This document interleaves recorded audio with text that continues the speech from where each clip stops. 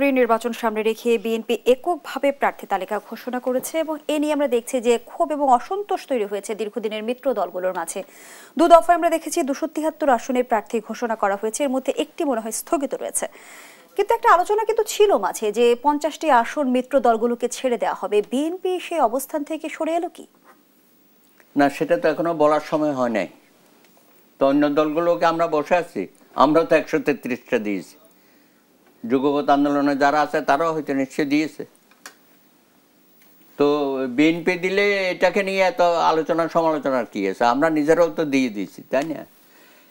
এখন বিএনপি তো বলছে যে সমঝোতার সময় শেষ হয় নাই।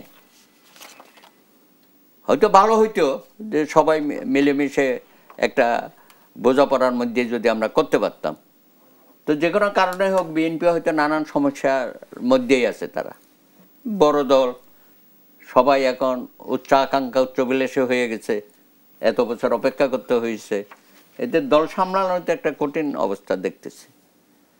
এখন এই জনাব তারেক রহমান সাহেব ভারপ্রাপ্ত চেয়ারম্যান, সব দায়িত্ব জায়গা ওনার উপর পড়েছে।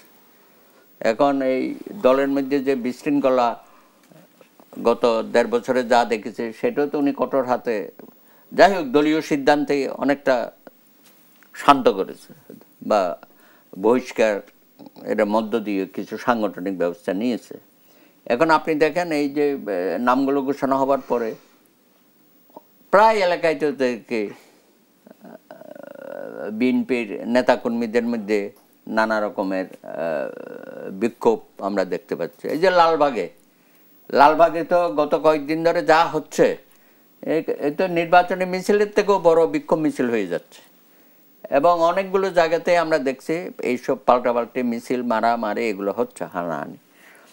তা তাদের তো দল সামলাইতে গেলেই তো এটা একটু সময় লাগছে, তাই না? আর এখনো তো শিডিউল আসে নাই। ধন্যবাদ জানাচ্ছি।